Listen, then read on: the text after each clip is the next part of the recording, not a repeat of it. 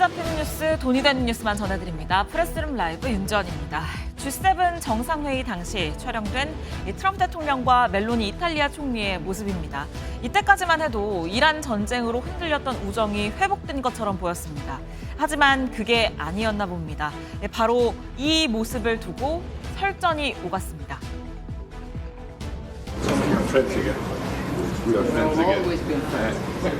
Mi ha implorato di fare una foto con lei. Voleva una foto con me così tanto. L'avrei anche non fatta, ma mi ha fatto pena. Le dichiarazioni di Donald Trump sono dichiarazioni totalmente inventate, però una cosa se la deve ricordare, io e l'Italia non imploriamo mai.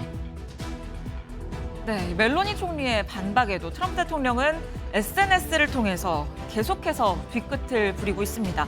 이란 전쟁을 이탈리아가 도와주지 않았다는 이유에서요. 역시 마찬가지로 자신을 공격했던 영국 스타머 총리를 향해서도 조롱 섞인 비판을 내놓고 있는데요. 트럼프 대통령은 스타머 총리가 이민과 에너지 정책에서 크게 실패했다면서 총리 사임설에 부채질을 하고 있습니다. 트럼프 대통령이 이렇게 동맹국들을 향해서 독설을 내뱉는 사이에 미국과 이란의 첫 대면 협상은 80분 만에 파행됐습니다. 프레스룸 라이브 지금부터 시작합니다.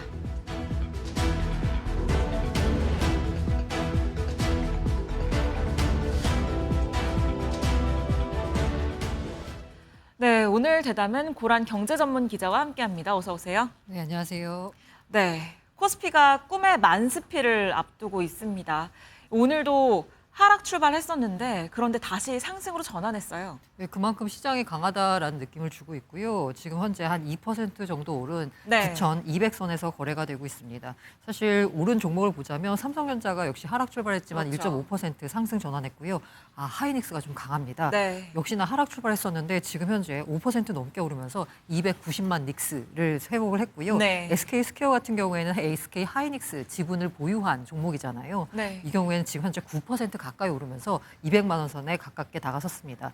제가 아까 지수가 2% 넘게 올랐다는 말씀을 드렸는데요. 네. 시가총액 상위인 삼성전자, SK하이닉스, SK스퀘어, 삼성전기 등이 오르면서 지수는 끌어올렸지만 지금 현재 시장에서 상승 종목을 보자면 167개, 그리고 하락 종목을 보자면 726개. 역시나 하락 종목이 더 큰 반도체 쏠림 위주의 상승세가 오늘도 이어지고 있습니다. 네, 반도체 쏠림으로 인한 코스피 양극화 굉장히 심각한 상황입니다. 이재명 대통령도 이 코스피 양극화 관련돼 우려된 시선을 보냈는데요. 관련 발언 들어보시죠. 주식시장의 양극화도 사실은 심각한 자산 양극화를 부릅니다. 문제예요. 걱정이에요. 그걸 완화하기 위해서 정말 많은 노력을 해요. 주가지수가 외형적으로 트는 것보다는 다 한꺼번에 성장하면 좋겠는데 잘 안 되잖아요. 네, 반도체에만 너무 쏠려 있는 이 주가 성장. 그런데 이번 주에 이 메모리 반도체주를 둘러싼 주요 이벤트들이 굉장히 많이 있다고요. 네, 일단 반도체만 쏠려 있는 상승이 걱정되긴 한다라고 했는데 네. 실제로 보자면 실적이 그렇게 받쳐주고 있습니다. 이 방금 나온 1월에서 20일 수출입 현황 잠정치를 보니까요. 네. 우리 수출이 620억 달러. 이게 전년 동기 대비해서 60% 넘게 늘었습니다. 그렇군요. 매일 수출이 사상 최고치를 경신하고 있는데 이 가운데 반도체가 차지하는 비중이 255억 달러. 전년 대비해서 188%나 늘었습니다. 네. 반도체 실적이 워낙 좋다 보니까 주가도 오르는 건데요. 이번 주엔 특히나 반도체 관련된 여러 가지 이벤트들이 있습니다. 일단 6월 20일 현지 시간입니다. 네. 미국 SEC가 SK 하이닉스 미국 ADR 상장을 아마 승인할 것으로 예상이 됩니다. 네. 요즘 들어서 투자하시는 분들은 아시겠지만 삼성전자보다 SK 하이닉스 주가 움직임이 그렇죠. 훨씬 강하거든요. 아무래도 이 ADR 상장 기대감이 큰 것 같은데요. 현재 그 비슷한 사업을 하고 있는 마이크론 같은 경우에 미국 증시에 상장돼 있다라는 이유만으로 우리가 그 기업에 대한 평가를 나타내는 PER 지수를 네. 보자면 16.3배 정도의 거래가 되고 있습니다. 그런데 SK 하이닉스, 삼성전자 같은 경우에는 한국 시장에 거래돼 있다는 이유로 7.4배 정도의 거래가 되고 있다는 네. 거거든요. 근데 만약에 ADR이 미국에 상장되게 되면 마이크론만큼은 아니지만 그 비슷한 수준으로 올라오게 되면 대충 한 12배, 13배까지 퍼가 재평가를 받게 되면 가격이 오르지 않겠느냐라는 기대감이 지금 충만한 상황이고요. 그리고 6월 23일에는 네. MSCI 선진국 지수 편입 여부가 발표가 됩니다. 있습니다. 네. 이 편입에 대해서는 약간 부정적인 시선이 있습니다. 여러 가지 지켜야 될 그 요건들이 있는데요. 뭐 지키지 못했다는 건데 그렇군요. 만약에 그래도 편입이 된다라고 하면 한 44조 원 규모의 패시브 자금 유입이 기대가 됩니다. 네. 그런데 이게 패시브 자금이 들어올 때도요. 사실 어떻게 보자면 시장의 양극화를 더 부채질할 수 있는데요. 선진국 지수로 들어가기 때문에 지수에 편입되는 기업의 시가총액 그 기준이 더 올라갑니다. 때문에 대형주 같은 경우에는 편입이 늘어나면서 수급이 기대가 되지만 네. 오히려 중소형주 같은 경우에는 신흥국 지수에 있을 때는 들어갔다가 네. 선진국 지수에 들어가면서 빠지게 되면서 오히려 돈이 빠져나갈 우려도 있다라는 점이 예상이 되지만 어쨌든 반도체 투톱에는 긍정적인 영향을 미칠 것 같다는 거고요. 그리고 사실 이게 가장 큽니다. 6월 24일에 마이크론의 실적 발표가 있습니다. 그렇죠. 지금 이미 마이크론의 경영진들이 시장에서 나오는 메시지는 우리 실적 좋을 것 같다라는 메시지를 전달하고 네. 있거든요. 시장 예상치를 웃도는 실적을 발표하면서 아무래도 전반적인 삼성전자, SK하이닉스 등 반도체 기업들의 주가를 다시 한번 끌어올릴 것 같다라는 기대감이 시장에 번지고 있습니다. 네, 지금 이렇게 주식이 가파르게 오르는 상황인데 이 청년들의 자산 형성 관련 걱정이 많거든요. 그렇기 때문에 정부에서 이걸 위해서 내놓은 이 청년 미래적금 그게 오늘 출시된다고요? 이게 숫자만 놓고 보면 상당히 좋은데요. 네. 일단 가입 대상이 청년, 내 마음은 아직 청년인데 라는 분들 가입 못 하시고요. 19세에서 34세의 청년이 가입할 수 있습니다. 다만 군복무 경력이 최대 6년까지 나이 계산 때 제외 두니까 요 군을 다녀오신 분들은 이게 좀 늘어난다라고 네. 보시면 될 것 같고요.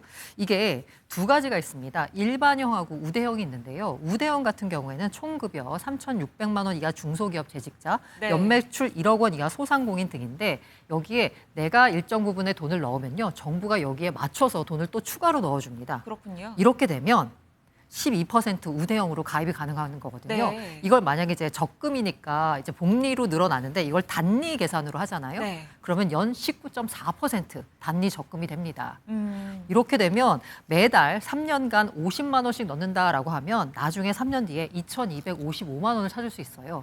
그야말로 청년층 자산 형성에 큰 도움이 되죠. 제가 말씀드린 건 우대형이었고요. 네. 일반형도 14.4%까지 받을 수 있습니다. 네. 그럼 이게 적금이잖아요. 네. 원금 손실 위험이 없습니다. 그렇죠. 그런데 14.4%다. 상당히 매력적인 상품이거든요. 네. 그래서 정부가 내놨는데 이게 만약에 평시 같았으면은 굉장한 인기를 끌었을 텐데 네. 지금은 이제 이걸 내놓은 금융당국 측에서도 이게 과연 청년들한테 인기를 네. 끌까 사실 걱정이 좀 앞섭니다. 네, 말씀하신 그 부분이 문제입니다. 그래서 이억원 금융위원장이 조금 전 영상으로도 봤지만 직접 청년 홍보에 나섰습니다. 무료 커피 나누기 행사를 했는데요. 어떤 얘기가 오갔는지 들어보시죠.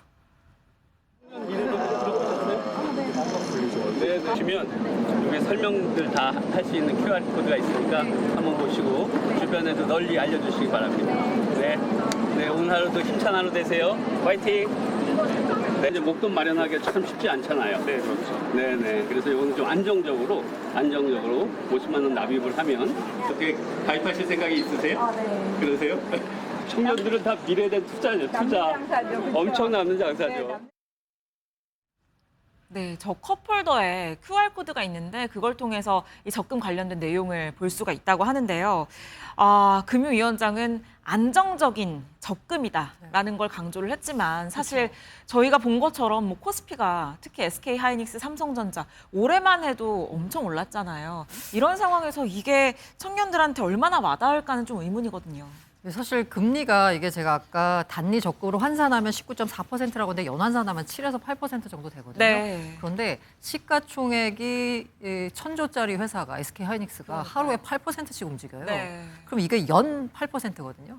하루에 8%를 먹을 수 있는 이런 시장에서 그렇죠. 과연 청년들이 관심을 가질지 의문인데요. 제가 개인적으로 말씀을 드리자면 이게 가입이 7월 3일까지거든요. 네. 혹시라도 여기에 내가 돈을 안 넣더라도 일단 가입을 해두시는 걸 추천드립니다. 또 시장 상황이 어떻게 바뀔지 모르기 때문에요. 네. 그런데 지금 이 가입 기간을 놓치면 이 좋은 상품을 더 이상 가입할 수는 없거든요. 일단 가입은 하셔라. 네. 그리고 나서 판단하셔라라는 말씀 드리고 싶습니다. 네, 돈을 넣을지 말지는 일단 7월 3일까지 가입한 뒤에 그 이후 주가 동향을 보고 판단하시면 될 것 같습니다.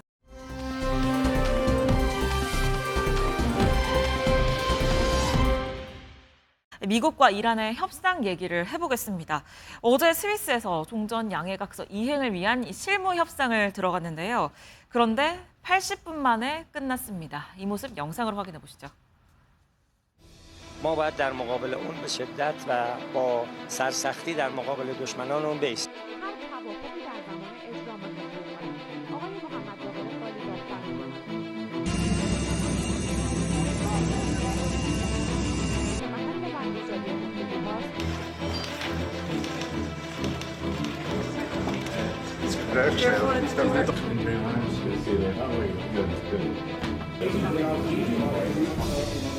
Okay. All right, we'll speak to you guys later. Thank you all for being here. What the president asked us to do is turn over a new leaf, to transform our relationship with the people of Iran and to extend an outstretched hand.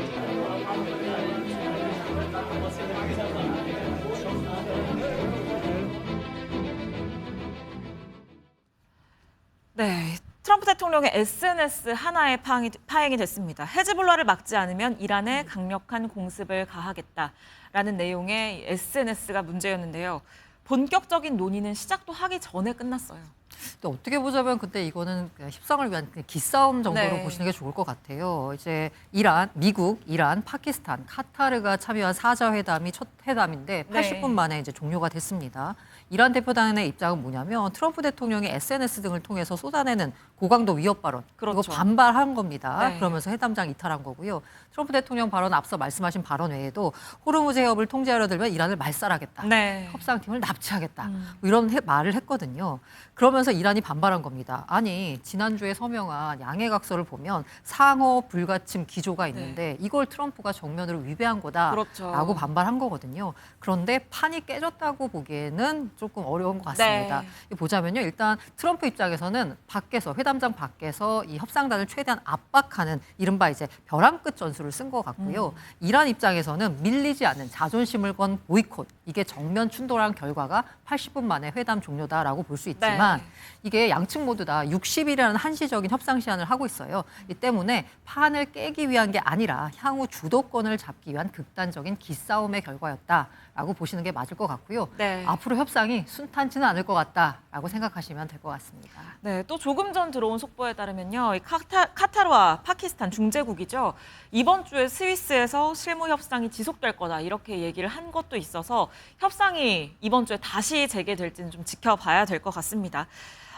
역시 협상에서 가장 중요한 건 핵 문제입니다. 그런데 핵 문제 관련해선 지금 논의조차 못한 상황인데요. 일단 페제시키안 이란 대통령은 우라늄 농축 권리를 포기하지 않겠다라고 얘기를 했어요. 여기에 대해서 트럼프는 입 조심해라 이렇게 맞대응을 했거든요. 향후의 후속 협상에서 결국에는 이란의 고농축 우라늄 처리 어떻게 할지가 핵심인데 어떻게 보시나요? 일단 이란의 입장은 그겁니다. 미국이 요구하는 건 이란이 핵폭탄을 만들지 않는 거다. 네. 우리는 이미 핵폭탄 만들 의도가 전혀 없고 이거는 서면으로도 밝힐 수 있다라고 하면서 강조했습니다. 그런데 우리가 핵폭탄을 안 만든다라고 했지 네. 우라늄을 농축할 권리를 포기한다고 하진 않았다라는 그렇죠. 게 이란의 입장이고요. 그리고 상대방 미국은 이걸 받아들일 수밖에 없을 거다라고 이란은 얘기하고 있지만 트럼프 입장에서는 사실 이번 전쟁을 통해서 뭔가를 얻어내야 되는데 네. 단순히 과거에도 이란은 자신들은 핵폭탄을 만들지 않았다는 수준에서 핵 관련 문제를 만약에 여기서 마무리를 한다라고 하면 트럼프는 얻는 게 없어요. 그렇죠. 때문에 트럼프 입장에서는 어쨌든 이번 전쟁의 효과로 우리가 이란의 핵 문제만큼은 확실하게 해결했다라는 걸 보여줘야 되기 때문에 네. 핵 농축 권리, 핵 농축 이거 포기에 대해서는 미국도 강경한 입장을 나타낼 것 같아서 향후 60일 협상에서요 핵 문제가 핵심 의제로 부상할 것 같습니다. 네, 또 이스라엘 입장에서도 어쨌든 이란이 우라늄 농축 권리를 계속 갖겠다는 건 향후에 핵무기를 언제든지 만들 수 있는 가능성을 의미하는 거기 때문에 이게 더 중요한 문제이기도 하고요. 어쨌든 협상이 이어지기 위해서는 이스라엘이 좀 협조를 해줘야 됩니다. 레바논 전쟁이 끝나야 되는데 네타냐후 총리는 지금 뭐 미국과 이란의 휴전 합의는 전혀 아랑곳하지 않는 것처럼 보여요. 네, 사실 네타냐후 이스라엘 총리는 미국과 이란의 협상 결과에 묶이지 않고 이스라엘이 독자적인 군사 행동권, 안보 원칙을 관철하겠다라는 입장을 밝혔거든요. 일단 미국과 이란이 종전에 합의하더라도 이스라엘 같은 경우에는 국경 안보를 위해서 헤즈볼라 타격을 멈추지 않겠다라는 입장입니다. 네. 그러면서 트럼프 합의는 이스라엘을 구속하지 않는다라고 얘기하고 있어요. 그러면서 이렇게 왜 네타냐후 총리가 강경한 입장을 보이느냐라고 보자면요.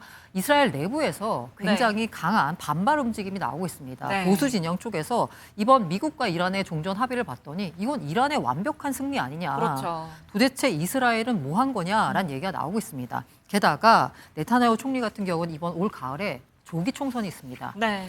여러 가지 혐의로 인해서 지금 현재 만약에 대통령이 되지 않으면 네타냐후 총리 같은 경우에는 감옥에 갈 위험에 처해 있거든요. 때문에 이번 전쟁을 끝내면 자기의 안위를 위협받을 수 있습니다. 때문에 정치 생명은 끝날 수도 있기 때문에 지금 트럼프와 좀 각을 세우더라도 네. 레바논 전선에서의 포성을 쉽게 끄지 않겠다라는 의지를 지속적으로 보여주고 있어서요. 이런 이스라엘의 강경한 태도가 미국과 이란의 협상에 걸림돌로 작용하고 있는 상황입니다. 네, 또 호르무즈 해협 통행료를 두고도 미국과 이란이 서로 통행료를 물겠다고 하는 상황이니까요. 이번 주 실무 협상에서 이 내용도 진행이 될지 좀 지켜봐야 될 것 같습니다. 오늘 말씀 여기까지 듣겠습니다.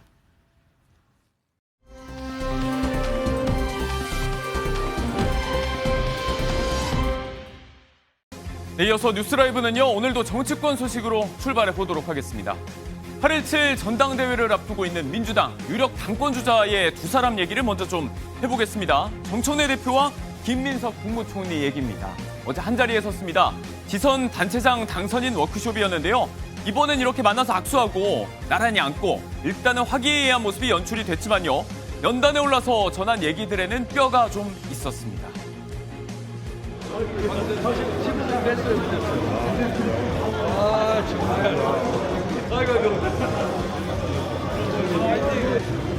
그래서 들어가자는 거였어. 좌우로 나면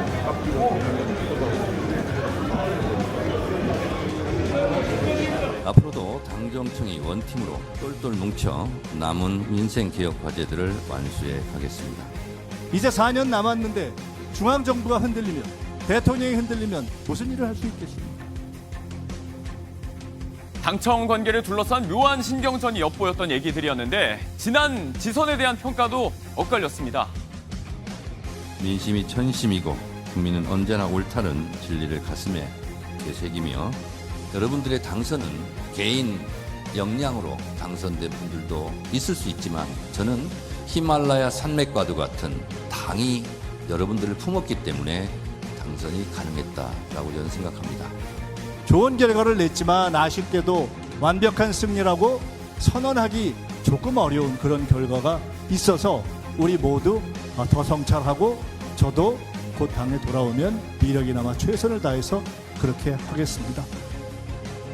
행사에 앞서선 호남권을 돌았던 정청래 대표, 김민석 총리도 마찬가지입니다. 이미 선거운동이 시작된 게 아니냔 말이 나오고 있는데 자, 이 연임 도전 움직임을 주시하고 있는 또 한 사람, 역시 당권 주자로 거론되고 있는 송영길 의원입니다. 연임하면 대통령 레임덕이 올 수도 있겠다.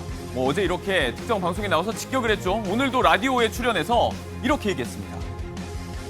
우리 정청래 당대표께서 수고도 많으셨는데 여러 가지로 보면 이 당의 화합을 위해서 고민을 많이 해주셨으면 하는 정청래 당대표가 어떤 결정을 할지를 좀 지켜보고 있습니다. 의사가 병의 원인을 잘못 진단해야 되면 잘못된 치료법이 나오는 거잖아요. 결단은 언제 하실 건데? 아니 정청래 당대표의 모습을 보고 판단한다고. 저는 대단히 많이 우습다는 생각을 하시는 분들 많을 것 같은데요. 아니 왜 본인의 출마와 정청래 당대표의 연임과 연결이 돼 있습니까?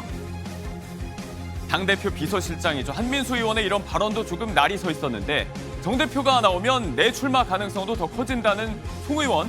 자, 우원식 전 국회의장은 불출마를 선언했습니다. 이렇게 되면 3자 구도가 되는 걸까요? 벌써부터 신경전이 치열한데요. 일찍이 이런 상황을 염두에 둔 듯한 대통령의 우려가 있었죠. 민주당 내의 경쟁과 갈등에 대해서도 한 말씀 꼭 드리고 싶습니다. 원수 싸우듯이 하지 마십시오.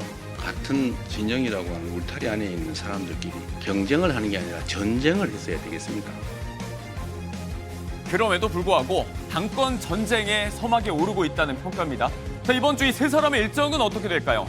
정 대표는 일단 26일 전준위를 앞둔 24일, 좀 더 구체적으로는 최고위 전날인 23일에 사퇴설이 나오고 있습니다. 김 총리는 한성숙 후보자 인사청문회 일정에 따라서 다음 달 초쯤에 이제 총리직을 내려놓을 가능성이 있는데, 이번 주에는 다보스 포럼으로 중국을 간다고 합니다. 퇴임 전에 마지막 국외 행사가 될 전망이고요. 송 의원은 미국으로 갑니다. 역시 포럼 출장 차원인데, 일각에서는 송 의원의 외교부 입각 가능성도 나오고 있습니다. 정 대표 거취에 따라서 달라진다는 본인의 전당대회 출마 가능성, 송영길 의원의 움직임에도 주목을 해볼 이유가 되겠습니다. 국민의힘 얘기입니다. 지난 목요일 입원했던 장동혁 대표가 곧 퇴원을 한다고 합니다. 이르면 오늘 당무 복귀한다는 보도가 있었는데, 일단 오늘 아침 의총장엔 나타나지 않았습니다. 아마 이번 주 내가 될 것 같은데, 다름 아닌 건강 문제인데 그간 장 대표 입원에 관해서 친병설이 좀 있었죠. 자제해달라는 지도부의 언급이 오늘 있었습니다. 제가 적어도 의료진에 확인한 바로는 저희 당대표의 건강이 매우 좋지 않은 상태고 휴식이 필요한 상태다, 이런 얘기를 전해 들었고, 관련해서 무슨 당내 문제를 피하기 위해서 뇌병으로 입원을 했다라든지 이런 식의 평가와 분석을 하시는 분들이 많은데 자제해 주시기를 당부드립니다. 워낙에 이번 중에도 사퇴 얘기로 설왕설래가 많았죠. 버티기 중인 장 대표인데 공석이 된 정책위 의장 등 당내 개편도 직접 추진할 걸로 알려지고 있습니다. 자, 정점식 원내대표도 당장이야 사퇴는 좀 어렵지 않겠냐 밝힌 바 있습니다. 결국은 지금 현재 중요한 것은 국민의 참정권 침해로 인한 이 전 국민의 분노를 어떻게 정치권이 받아내야 되느냐라는 부분에 대해서 투쟁을 집중해야 된다라고 말씀하시는 것으로 비추어 이 단시일 내에 해결하기는 조금 어렵지 않나. 내년 2월까지야 갈 수가 있겠습니까만은 어찌됐든 이 상황 자체가 빠른 시일 내에 종결은 되어야 된다는. 어제 저희 시사 스페셜에 출연을 했던 모습인데, 다만 임기가 반년 남게 될 그 시점이죠. 2월까지는 끌고 갈 수가 없다. 조속히 상황을 정리해야 한다라고 보고 있다는 입장입니다. 시끄럽지 않을 때 한동훈 의원의 복당 논의도 그때가 돼서야 가능할 거다. 정 원내대표도 아마 그렇게 보고 있는 것 같습니다. 물론 한동훈 의원이 우리 보수의 한 축이라는 것은 모든 사람들이 대부분 인정하고 있을 건데, 다만 제가 걱정하는 것은 이 한 의원의 복당 문제가 다시 우리 당내 갈등으로 비화되어서는 안 된다라는 부분을 걱정을 하고 있습니다. 이런 부분에. 자, 이 와중에 국민의힘은 지선 선거 결과 분석 발표를 했는데, 8년 전에 역시 민주당이 집권했던 직후죠. 2018년의 지선과 이번 선거를 비교한 분석 결과를 보도 자료로 냈습니다. 자, 그때보다는 당선인 수도 늘고 장 대표도 혼신의 힘을 다했다. 자, 여기에 대해서 정 원내대표는 또 뭐라고 답을 했을까요? 그 부분에 대해서 쉽게 동의하지 못하는 부분도 있을 것이고, 저 역시 사전에 그런 보고를 받지 못했기 때문에 이제 약간 좀 당내 수기 과정을 거치지 않은 선거 실무자들의 견해 아닌가라고 우리 의원님들의 의견은 듭니다. 원내대표도 몰랐다는 얘기, 패배에 대한 언급은 없었고 아전인수격이라는 비판이 당 내에서도 나오고 있습니다. 조금 전에 한동훈 의원도 아침에 한 방송에 나와서 이 얘기를 했는데 기이하다는 표현을 썼습니다. 2018년과 비교해서 선방했다, 이런 당 차원의 보고서가 나왔. 그거 사람들이 누가 공감하겠습니까? 2026년의 선거를 왜 2018년과 비교를 합니까? 이런 결과가 나왔을 때 당을 이끄는 지도부가 사퇴하는 것은 그동안 대한민국 국룰이었습니다. 지금 당동혁 당권파가 기이한 행동을 하고 있는 겁니다. 안타깝게 생각합니다. 네, 이런 상황에서 곧 돌아온다는 장 대표. 선거 결과와 거취를 둘러싼 갈등도 계속될 전망입니다. 자, 그리고 연예계에서는요, 장안의 화제인 부부죠. 왕과 사는 남자로 천만 감독 대열에 오른 장항준 감독과 또 스타 작가 김은희 작가 두 부부가 함께 야구장에 섰습니다. 클래식 데이를 맞이해서 두 분이 시구와 식사를 함께 하시게 되셨습니다. 정말 열심히 응원하겠습니다. LG 트윈스 화이팅! LG의 마지막 홈 경기라 해서 축하드리러 왔고, 그리고 또 우리 두산의 승리를 기원하러 왔습니다. 올해 한국 시리즈에서 두산과 LG가 만나 잠실구장을 폭파시켰으면 좋겠습니다. 감사합니다.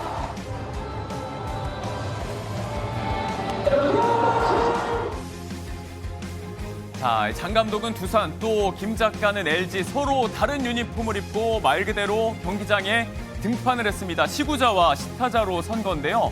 뭐 이렇게 지금 던지는 높이 뜬 공에 개구리 번트를 하는 그런 모습까지 유쾌한 모습과 웃음으로 일관했던 장 감독이었지만요. 이어진 경기 결과에 따라서는 희비가 좀 극명하게 엇갈렸습니다.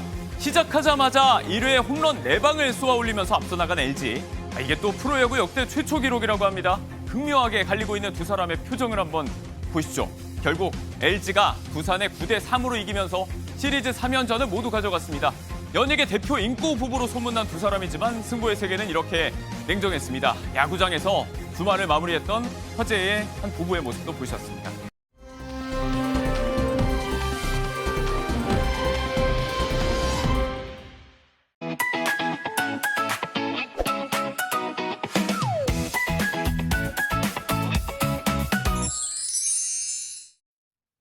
네, 매주 월요일 한 주간의 부동산 이슈를 살펴보는 시간 부동산 경기 시점입니다. 오늘도 김경기 경제부장 나오셨습니다. 어서 오세요. 안녕하세요. 네, 먼저 첫 번째 키워드부터 보겠습니다. 교회 빼고 갈게요.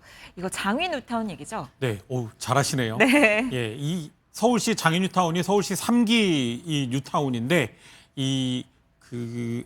저 서울 동북 쪽에 있죠. 네. 예, 그리고 이 생각보다 이 북서울 꿈의 숲 아래쪽에 있는데 가깝게 있네요. 예, 뉴타운이 생각보다 이게 꽤 커요. 네. 이게 총 15개 구역인데 2만 가구가 넘습니다. 뭐 네. 주변 그런 어떤 새 아파트들까지 합치면 한 3만 가구 정도 된다고 하더라고요. 근데 이번에 지금 방금 전에 말씀하신 교회 빼고 가실게요. 네. 교회 빼고 갈게요. 요 19역 얘기예요. 그렇죠. 요 19역이 그 유명한 사랑제일교회가 있습니다. 예, 정광훈 목사가 있는 사랑제일교회가 있는데 이 계속 그 이주 문제를 가지고 정말 갈등을 벌이다 네. 법정까지 갔어요. 결국은 법정까지 가서 그래도 안 돼서 결국 교회 빼고 이번에 사업 계획을 확정해서 드디어 이제 분양에 들어간 그런 얘기입니다. 네. 근데 이 장위 19역, 뭐 이 서울 동북 쪽에 이런 장위 19역이 왜 관심을 뭐 그렇게 가질 만하냐? 이런 뭐 궁금증 가지실 만한데 네. 일단 이 일반 분양이 1,000개가 넘습니다. 그렇군요. 예, 일반 분양 물량이 1,000개가 넘고 1032가구가 일반 분양. 특공을 제외한 일반 공급도 500개가 넘어요. 네. 예, 그렇다 보니 굉장히 그런 어떤 서울 동북 쪽 뉴타운에서 굉장히 그런 큰 물량이 나오다 보니까 어떤 수요자들의 관심을 지금 받고 있는데 네. 일단 저 분양가 거기다 대부분 다 5층 이상이래요. 그리고 이 또 이제 1순위가 30일이고 이제 저 특공이 29일이고 네. 1순위가 30일인데 분양가가 전용 5구가 13억에서 14억 사이 그리고 전용 84 국민평형이 16억 원에서 17억 사이라고 합니다. 예. 네. 그런데 제가 듣기에는 이게 어쨌든 분양이고 또 일반 공급이 많다 보니까 뭐 많이들 노려볼만 하실 것 같은데 그런데 분양가가 너무 높은 거 아닌가 싶기도 하거든요. 이게 사실 이 19역이 이번에 16 국민평형이 16억에서 네. 17억대에 나잖아요. 3년 전에 이 4구역이 10억이 안 되는 가격이 나왔습니다. 그 사이에 뭐 벌써 예. 뭐 한 7억 정도 예. 오른 거네요. 이게 23년 1월에 뭐 10억이 안 됐는데 그때 나왔을 때 우리 앵커님 말씀처럼 너무 비싼 거 아니냐. 네. 서울 그래도 동북 쪽 외곽인데 아무리 국민평형이지만 5구가 아닌 84지만 10억에 가까운 금액은 너무 센 것 같다. 네. 그랬는데 결국은 그때 그래서 대거 미분양이 나서 줍줍으로 그때 나왔었거든요. 그렇군요. 그랬다가 이제 그 다음에는 한 11억에서 12억으로 이 6구역이 분양가가 올랐죠. 네. 12억대로 1년 뒤에는 올랐고 이번에는 이제 우리 6구역이 17억대까지 이제 갔는데 네. 이 사실 뭐 그렇게 생각하시면 될 것 같습니다. 요때 이 4구역 분양할 때가 그때 뭐였냐면 둔촌주공 아파트 올림픽 파크 포레온이 미분양이 났을 그렇죠. 때였어요. 예. 그때 굉장히 미국을 비롯한 우리나라 기준금리가 가파르게 네. 오르면서 부동산 시장에 굉장히 어떤 불안감이 터지던 때라 그래서 그때 미분양이 났었던 그런 상황이거든요. 그리고 나서 그 다음에 이제 조금씩 해소돼서 올랐고 최근에는 뭐 공사비 이런 어떤 그렇죠. 공사비 상승까지 이게 맞물리면서 지금은 오히려 이 주변 시세나 이런 게 그 정도 금액이 된다 그래요. 한 전용 84가 한 17억 뭐 그리고 요 바로 옆에 가운데가 있고 요 가운데역 요 옆으로 여기가 또 주상복합을 비롯한 복합 개발이 이루어지는 네. 노원구 땅인데 얼마 전에 20억을 매매가가 넘었다. 그렇군요. 예, 그러면서 또 이렇게 약간 또 이런 회자가 되기도 한 그런 곳인데 참 이 실질적으로 분양받으실 분들 3년 전이면 정말 10억이면 됐던 그거를 네. 17억까지 오르니까 약간 좀 너무 많이 오른 거 아닌가 그런 생각도 드실 수 있겠지만 그렇지만 주변 시세와 비교해 봤을 때 그렇게 예. 비싼 건 아니다라는 주변 말씀이시죠? 오히려 또 들리는 얘기는 조금 분양가가 세긴 센데 그렇다고 이게 지금 서울의 어떤 공급 부족 사태랑 맞물리면서 이게 그렇게 대거 미분양이 날 건 아닌 것 같다. 네. 이런 얘기도 나오고 있고 사실 이 장애 뉴타운이 제가 드리고 싶은 말씀은 서울 이 여러 가지 뉴타운이 있는데 네. 서울 여러 곳의 뉴타운 중에 어떤 약간 2만 가구가 넘는 뉴타운이 그렇게 많지도 않고요. 네. 일단은 지금 이 장애 뉴타운과 이 기준으로 이 돌고 지역 기준으로 이렇게 오른쪽은 많이 좀 진행이 되고 있거든요. 네. 이제 왼쪽은 이제 이번에 분양하는 6구역 중심으로 이제 요거부터 이제 시작이 되는데 이 네. 개발이 되면 굉장히 큰 지역입니다. 그리고 여기가 이 6호선이 지나가고요. 네. 이 광운대역이 또 1호선이 있고 여기 또 GTX 이슈가 있죠. 그리고 동북선 이 공사 중인데 네. 요 꿈의 숲 앞에 요 역도 내년 하반기 일단 요 동북선이 개통 예정이래요. 네. 이 역도 있고 그래서 요런 어떤 여러 가지 이런 다양한 이슈가 있는데 물론 여러 가지 분양을 받고 이런 거는 여러 가지 이제 그다음에 어떤 그 상황을 고려를 해봐야 되겠지만 주거지로서 예전에는 낡았던 그런 지역이 네. 대규모 재개발을 통해 어떤 새로운 동네로 예, 탈바꿈하고 좋은 주거지로 변신할 수 있다. 그런 예 중에 하나가 동북 쪽에서는 이런 장이나 이문이나 그다음에 기름 이런 곳이 될 것 같아요. 네, 재건축하면 빼놓을 수 없는 곳 바로 목동일 텐데요.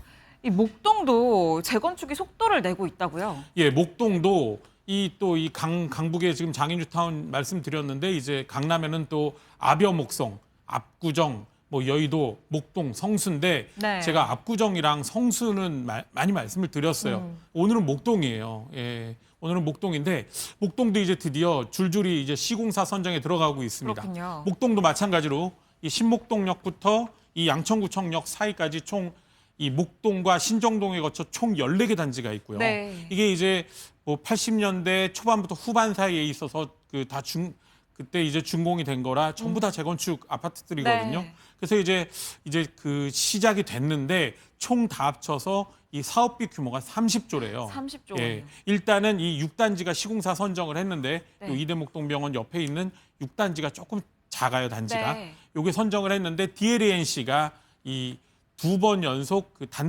단독으로 입찰을 해서 그래서 시공사로 선정이 됐다고 네. 합니다.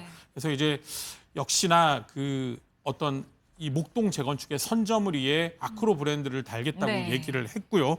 그리고 이제 10단지, 10단지도 이제 15일에 이제 시공사 선정 입찰을 공고를 했고 네. 23일 내일 현장 설명회를 한다고 합니다.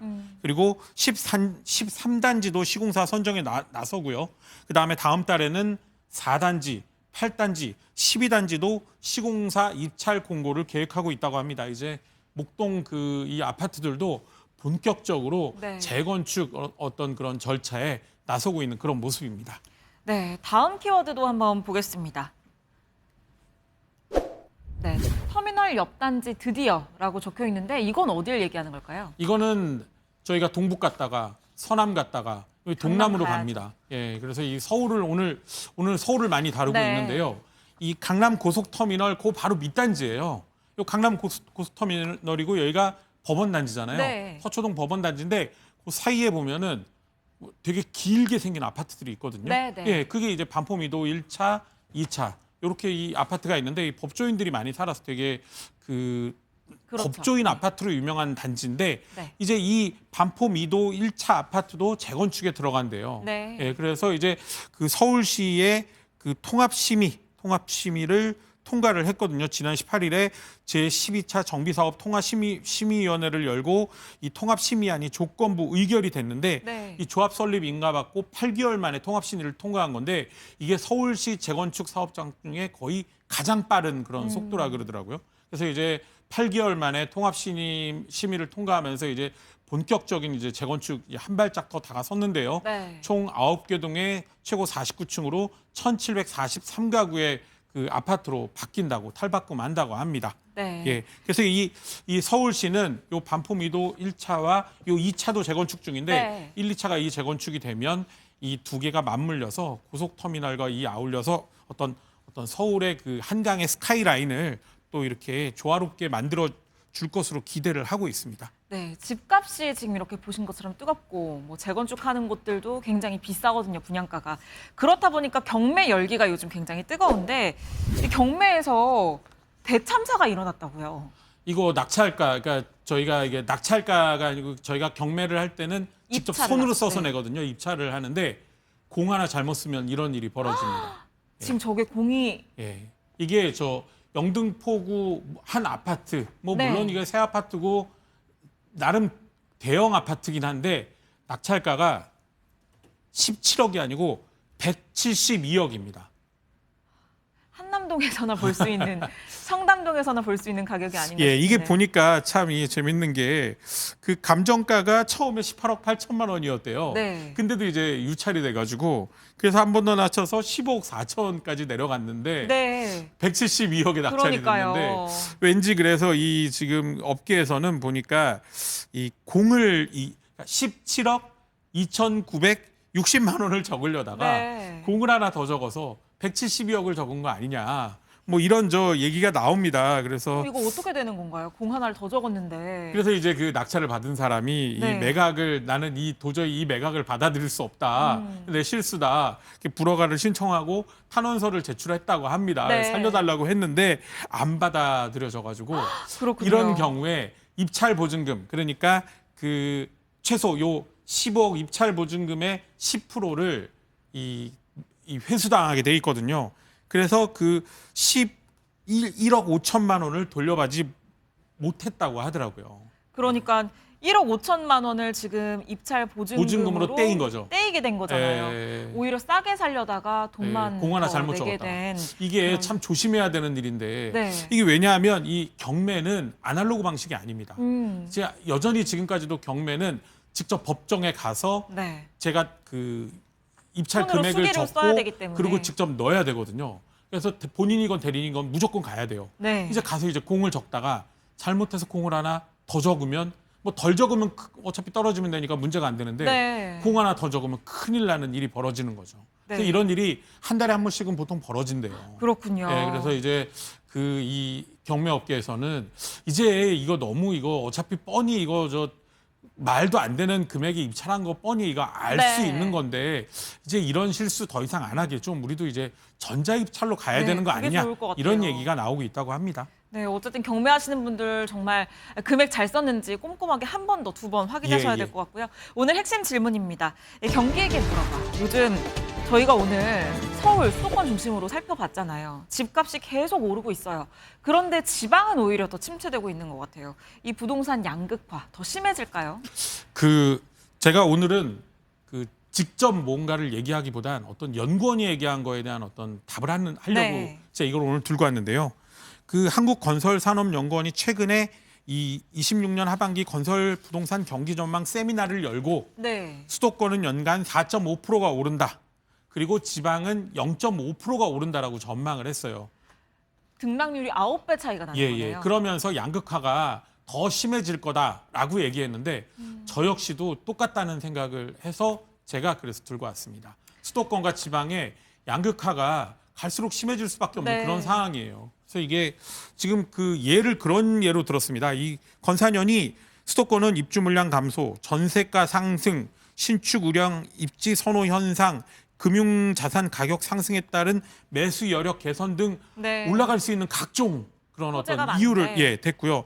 지방은 미분양 적체, 인구 감소, 수요 위축 이런 거로 회복세가 제한될 거라고 했습니다. 네. 이 수도권과 지방을 보는 눈이 너무나 판이하게 다른 그런 상황인데 지금 또 이 어떤 세금이나 이런 문제 등으로 인해 비거주 1주택자 등의 어떤 그런 그렇죠. 또 이슈로 1주택 선호 현상이 다시 네. 강해지고 있거든요. 이러다 보면 또 수도권으로 쏠림 현상이 심해질 수밖에 없는 그런 상황이기 때문에 수도권과 지방의 격차가 갈수록 벌어질 수밖에 없는 그런 우려가 지금 나오고 있기 때문에 정부가 이 부분도 좀 세심하게 정책을 짤 때 신경을 썼으면 하는 바람에서 오늘 이런 내용을 잡아봤습니다. 네, 근본적으로는 지방 경제가 살고 또 일자리가 생겨야 예. 이런 양극화가 좀 해소될 수 있겠죠. 오늘 말씀 여기까지 듣겠습니다. 감사합니다. 고맙습니다.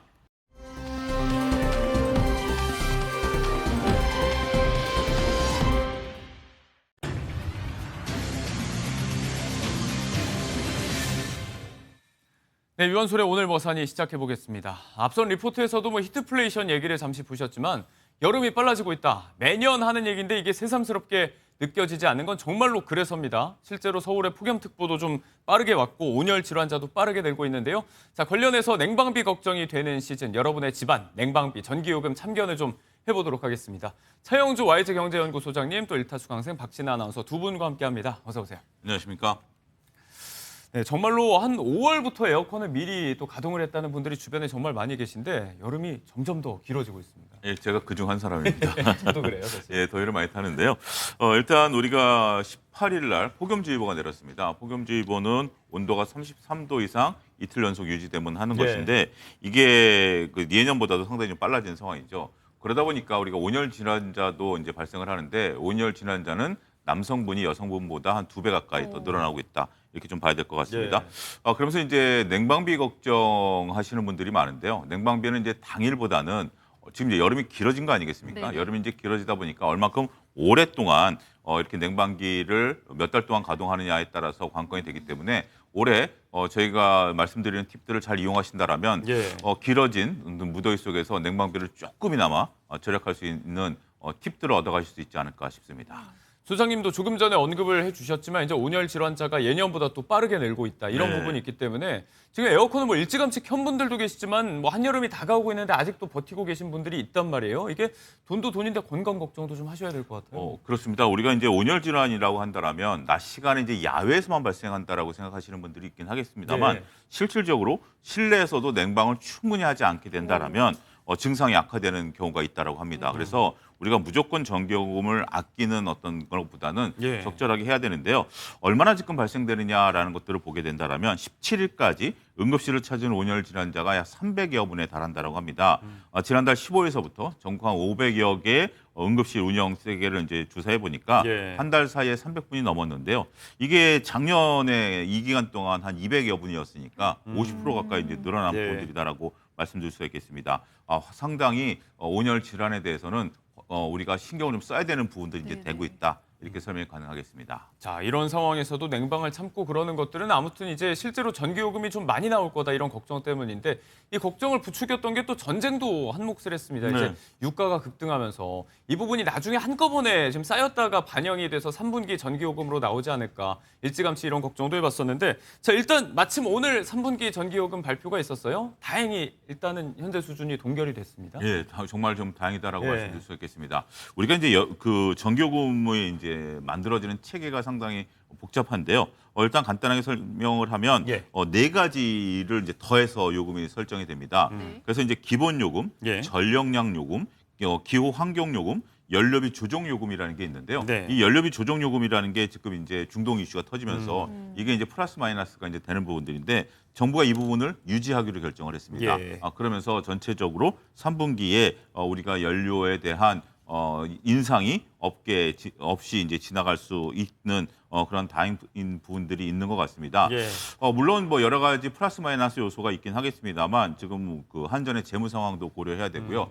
그래서 한때는 또 우리가 그것 때문에 전기요금을 과도하게 올린 적도 있긴 하겠습니다만 우리가 어쨌든 정부가 이 부분에 대해서는 동결로 갔고요. 그러다 보니까 2022년 3분기 이후에 17분기 연속 동결을 나타내고 있다. 이렇게 설명이 가능하겠습니다.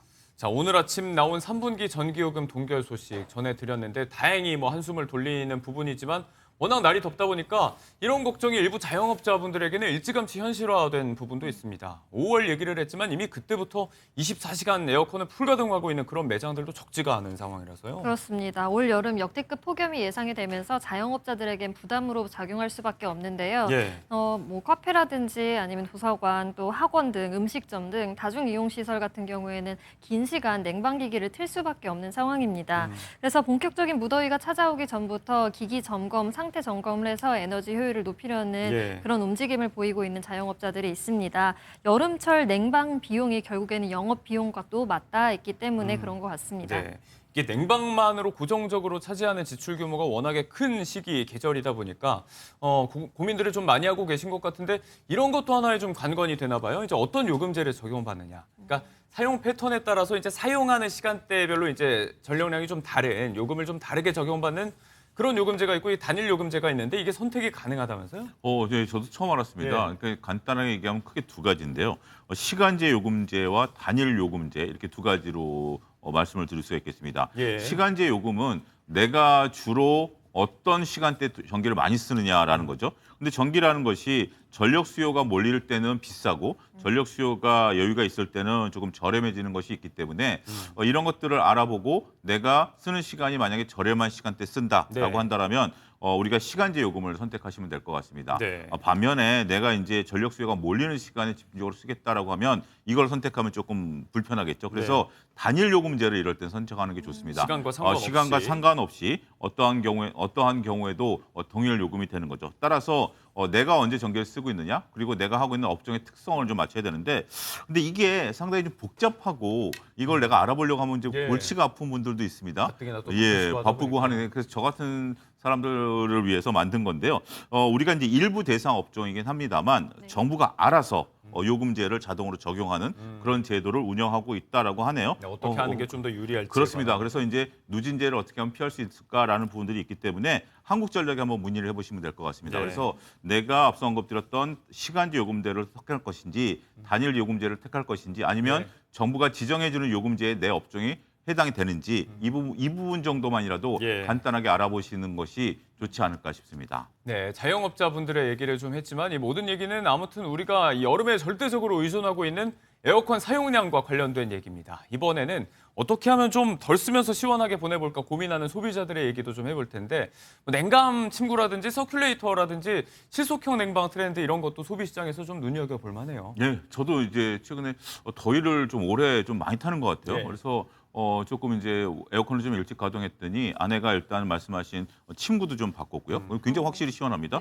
그리고 저도 이제 요즘은 냉감 의류 이것들도 몇 벌 마련했어요. 이렇게 되다 보니까 뭐 서큘레이터라든지 뭐 아니면 커튼, 암막 커튼이라든지 뭐 단열 필름, 뭐 냉방 보조 상품 이런 것들 매출이 빠르게 늘어나고 있다라고 합니다. 그러면서 전체적으로 우리가 체감 온도라든지 순환, 공기 순환 이런 것들을 좀 만들기 때문에 유통업계에서는 실속형 냉방 관련 제품에 대한 물량을 빠르게 내놓고 있기 때문에 조그만 관심을 보인다라면 우리가 동일한 냉방을 통해서라도 더 쾌적하고 더 시원함을 느낄 수 있는 그런 부분들이 되지 않을까. 그래서 냉방 자체를 포기하는 것보다 조금 내가 신경을 쓰면 이런 것들을 좀 쾌적하게 보낼 수 있다. 이렇게 말씀드리겠습니다. 말씀 듣고 보니까 소장님 재킷이 오늘따라 좀 시원해 보이는 것 같기도 하고요. 여름 재킷이라서 뒤에는 거의 뭐 망사라서 시원합니다. 그렇군요. 알겠습니다. 자, 집안에서는 아무래도 환기나 채광 이런 것들도 또 중요하기 때문에 코튼이라든지 창문류 이런 것들을 좀 교체하려는 분들도 많이 계세요. 그렇습니다. 햇빛 유입만 조금만 막더라도 에너지 효율을 높일 수 있는데요. 실내 온도를 낮출 수 있는 방법 중에 하나입니다. 뭐 차양막을 설치한다든지 말씀해주신 대로 암막 커튼을 사용한다든지 창호를 바꾸는 경우가 초기 비용이 이게 들긴 들어도 그래도 냉방기를 절감할 수 있는 효과를 제대로 누릴 수 있기 때문에 많은 이들이 이용을 하고 있습니다. 또 최근 정부에서는 그린 리모델링 관련 사업을 개설을 다시 해서 창호 교체를 한다든지 단열 성능을 개선하는 공사에 이를 지원하는 것을 하고 있습니다. 노후된 창호를 바꿔서 조금 따뜻한 공기가 안으로 들어오는 것을 막아보고 공기 순환을 바꿔보는 것도 하나의 하나의 더위를 이겨내는 방법이 될 것 같습니다. 네, 다만 이 모든 걸 동원하더라도 에어컨을 아예 안 쓸 수는 없기 때문에 쓸 때 어떻게 하면 슬기롭게 쓸 수 있을까? 이 부분에 대한 얘기도 좀 이어가 볼 텐데 이게 안 쓸 땐 꺼둬야 되는지 나갈 때도 계속 켜둬야 되는지 이 부분이 오랜 또 논쟁의 주제가 되었어요. 자, 요걸 지금 답을 내기 위해선 에어컨이 언제 나왔는지 이런 걸 좀 봐야 될 것 같아요. 예, 이 부분을 이제 통합적으로 좀 말씀드리도록 예. 하겠습니다. 일단 저도 처음 알았는데요. 지금 여러분들이 쓰시는 에어컨이 어떤 에어컨인지를 먼저 알아야 됩니다. 네. 에어컨마다 다 다릅니다. 그래서 예. 인버터형 같은 경우는 목표 온도에 도달하는데까지 전력을 쓰고 그다음에 줄여주니까 이건 장시간 사용하기 좋아요. 예. 근데 정속형 같은 경우는 껐다 켰다 하면 전기요금이 어마무시하게 들어갑니다. 대체로 이제 예전에 나온 에어컨. 예, 에어컨을 그렇게 되는 거죠. 그런데 저도 이제 잠깐 뭐 산책을 나간다라고 할 때 에어컨을 끄고 나가야 되느냐 말아야 되느냐 90분의 법칙이 적용이 됩니다. 90분 내에 들어올 거라면 에어컨을 안 끄고 가는 것이 오히려 효율적이다라고 얘기를 하고 있고 내가 만약에 조금 장시간 외출을 하겠다. 그러니까 90분이라고 하면 거의 우리가 1시간 반 정도죠. 예. 그것을 넘어갈 때는 에어컨을 끄고 가는 것이 현실적으로 좋다. 90분의 법칙만 기억하시면 될 것 같습니다. 자, 요거는 이제 요새 나오고 있는 인버터형의 모델인 경우에 그렇고 정속형 모델인 경우에는 쓰는 만큼 이제 전기가 많이 나오기 때문에 꺼두는 게 맞는데 다만 이제 요즘 나오는 건 거의 인버터형입니다. 한번 모델 방식을 잘 알아보고 확인을 하셔야 될 것 같습니다. 그리고 여름철 날씨가 우리에게 또 문제가 되는 게 온도 말고 또 습도가 있는데 눅눅한 날에는 제습 기능 이런 게 더 좋다고도 이야기를 많이 합니다. 다만 이게 또 전력량이라든지 사용 요금을 가르는 그런 부분은 아니라면서요? 예, 그렇습니다. 이건 저희 어머님이 좀 보셨으면 좋겠는데 제습으로 틀면 전기요금이 절약된다. 이것을 많이 알고 계시더라고요. 근데 결국 제습도 온도를 낮춰야 되는 거기 때문에 제습이나 냉방이나 특히 이제 장마철에 제습을 잘못 틀면 이게 오랫동안 또 제습을 하니까 전기요금을 더 먹을 수도 있습니다. 예. 그래서 어차피 에어컨 기능이라는 게 냉방에도 제습 기능이 있으니까 적절하게 냉방 모드를 선택하시는 것이니까 무조건 정답은 하나다 이렇게 네. 말씀드리기 어려운 것 같습니다. 네, 몇 가지 에어컨의 오해에 대해서 좀 바로 잡아보는 시간을 저희가 가졌습니다. 오늘 또 전기요금 동결 얘기도 했었는데 정부 제도 하나 좀 소개를 또 드려볼게요. 이게 에너지 취약계층에게 최대 70만 원까지 지원하는 에너지 바우처의 신청이 지난주부터 시작이 돼 있습니다. 이게 어떤 부분들을 대상으로 하고 또 어떻게 받을 수 있는지 박진아 아나운서가 정리를 좀 해주시면 좋을 것 같아요. 네, 일단 2026년도 에너지 바우처 신청이 작년에 비해서 2.6% 늘어났는데요. 예산이 대상자 같은 경우에는 소득 기준 국민기초생활보장법에 따라서 생계, 의료, 주거, 교육급여 수급자 중에서 주민등록표 등본상 노인, 영유아, 장애인, 임산부 등이 이에 해당을 합니다. 네. 또 세대원 전원이 만약에 보장시설에서 급여를 받고 있는 경우에는 또 제외가 되기 때문에 이 부분 꼼꼼하게 따져보셔야 될 것 같고요. 예. 사용 기간은 7월 1일부터 9월 30일까지 전기요금 고지서 지원금을 자동 차감하는 방식으로 운영이 됩니다. 예. 또 자세한 내용은 복지로 홈페이지에 있으니까 이를 참고해 보시면 좋을 것 같습니다. 네, 이제 폭염이 단순히 요금 걱정하는 수준이 아니고 재난으로 다가오는 분들이 계시죠. 이런 분들에게 실질적인 도움이 될 수 있는 내용이길 바라보고요. 자, 길어진 여름을 좀 시원하게 보내면서 전기요금 걱정은 덜하고 싶은 우리 모두를 위한 이야기 오늘 좀 해봤습니다. 마지막으로 팁들 정리를 좀 소장님이 해주시면 좋을 것 같아요. 예, 무조건 참는 게 답은 아니다. 예. 효율적으로 사용하는 것이 좋다라고 말씀드릴 수가 있겠고 일단 에어컨을 집에 이제 딱 들어가면 덥부위를 느낄 때는 희망 온도까지 에어컨을 가동을 하고 그다음에 이제 줄이는 것이 좋다. 처음부터 약하게 하는 것보다 세게 했다 줄이는 게 좋고 선풍기라든지 각종 커튼이라든지 이런 보조용품을 예. 사용하는 것이 좋다. 그리고 요즘은 이제 낮에도 창문을 열어놓으면 뜨거운 바람이 들어오니까 외출할 때는 오히려 창문을 닫고 가는 것이 예. 좋다. 그리고 에어컨 필터는 2주에 한 번씩 점검하고 실외기 같은 경우 주변에 무엇이 있으면 오히려 냉방 효율이 떨어집니다. 그래서 주변도 깨끗하게 유지하는 것이 좋다. 이렇게 말씀드리겠습니다. 네, 일찌감치 찾아온 여름에 여러분 집안의 냉방비 걱정을 오늘 차영주 와이즈 경제연구소장님과 함께 해봤습니다. 고맙습니다. 감사합니다.